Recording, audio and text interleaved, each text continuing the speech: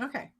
Hi, I'm Robin Forster with Feel So Alive, and my guest healer today is, and I'm looking down at my notes just in case y'all are wondering, Mary Beth Simon. She is from Pennsylvania, and she is a Reiki master and has a fascinating background in corporate before she went out on her own.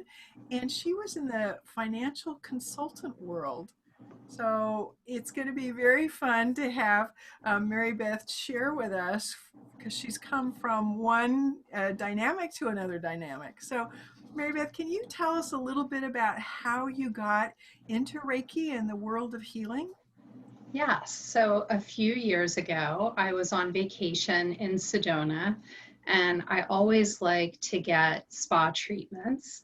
And I went for an energy healing treatment, a Reiki energy healing, because that's what you should do in Sedona. If you're going to do it anywhere, do it in Sedona. And so it was wonderful. And at the end of the treatment, the practitioner said to me, do you realize that you are like me? You have the same gifts. And I said, well, sometimes I realize that when I'm, especially if I'm dealing with people who are ill, I notice that I have an energy uh, gift with them in particular. And she said, you should learn Reiki, even if you don't do it for a living. It would help you protect your energy and help you to be more focused in the energy work that you do with other people.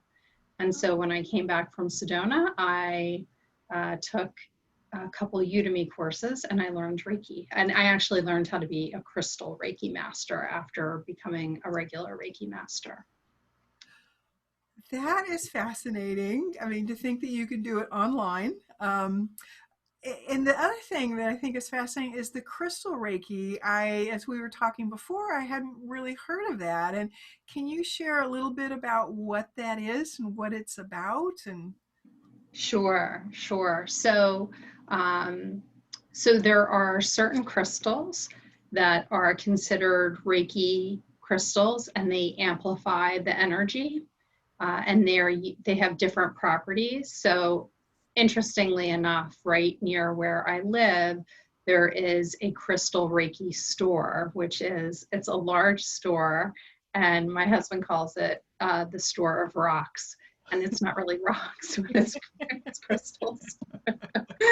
um, yeah, so when you use it in crystal Reiki, you place the crystals on the person's body. So you might place a crystal on the third eye, yeah, on the throat chakra, on the various chakras. And then when you do the Reiki healing, it amplifies that energy and has some healing properties. oh, interesting. Yeah.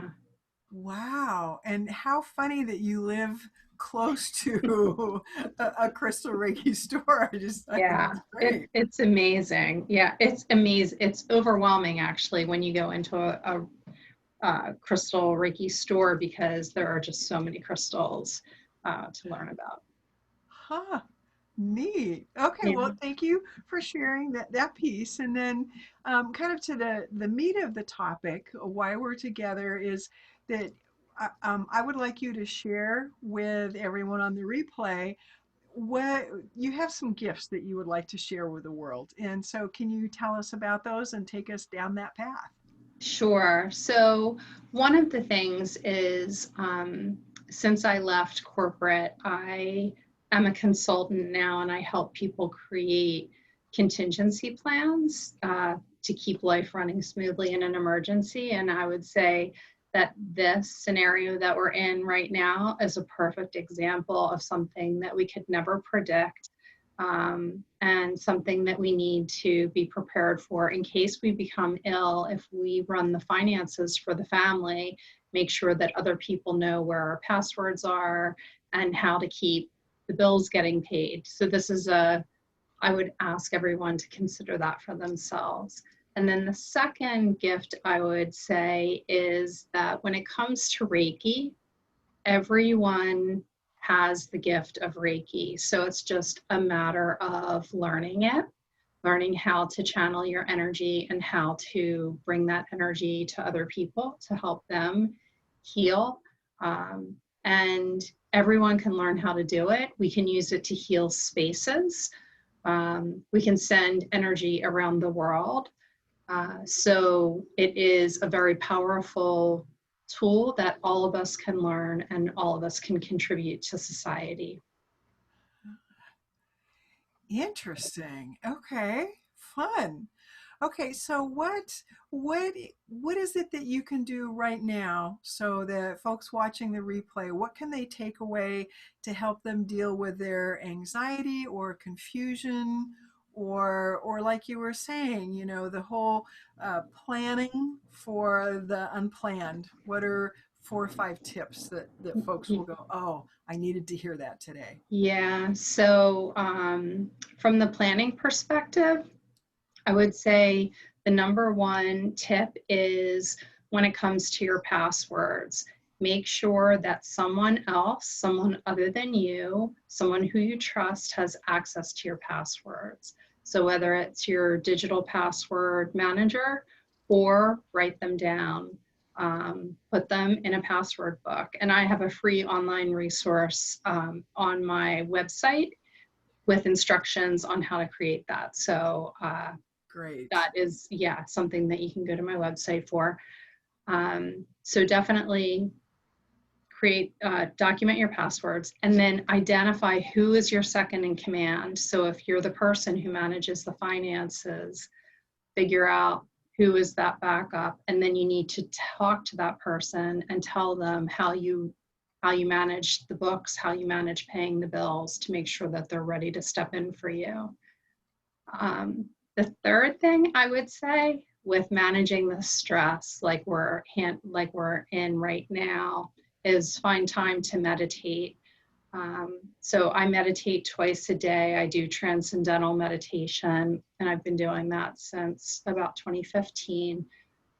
So it's a lifesaver, especially if you have that practice and when you get into a situation like this, that's really something that's calming and centering. So if you can find time, even if it's for 5 minutes twice a day, take that time and be thoughtful of the energy that you're feeling. So do breathing exercises to calm yourself rather than bringing that anxiety to other people. So be conscious of the energy that you contribute to your environment, especially with all of us working a little closer together in the home than maybe we would have normally. Those would be my tips.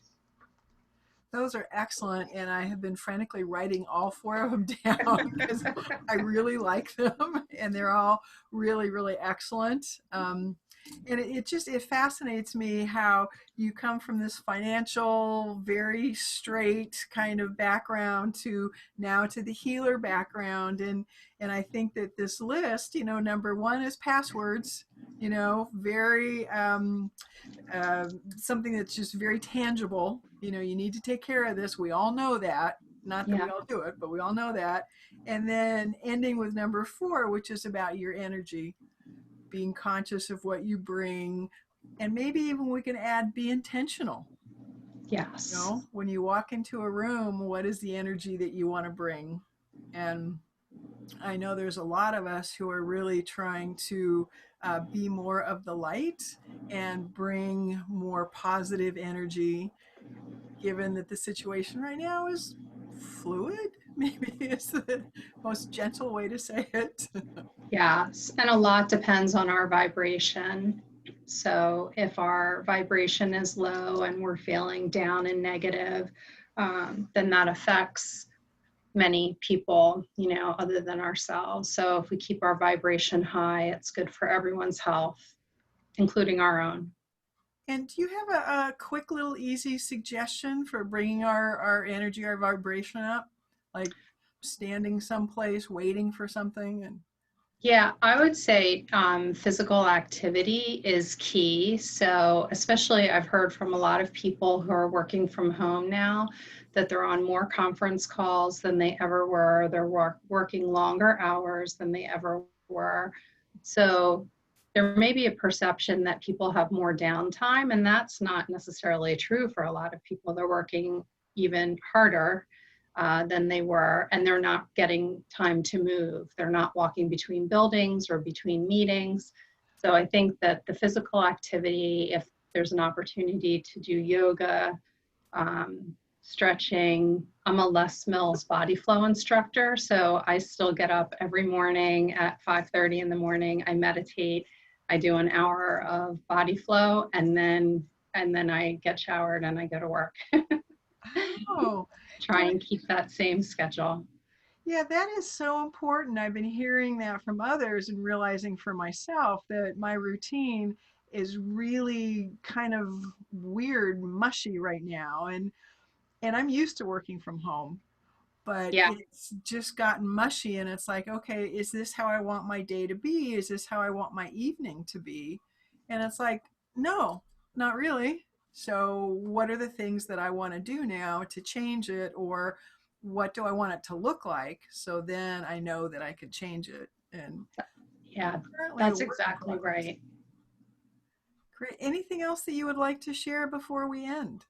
The only other thing I would say that I found that I needed to do is go on a news diet. Too much news is not good for us.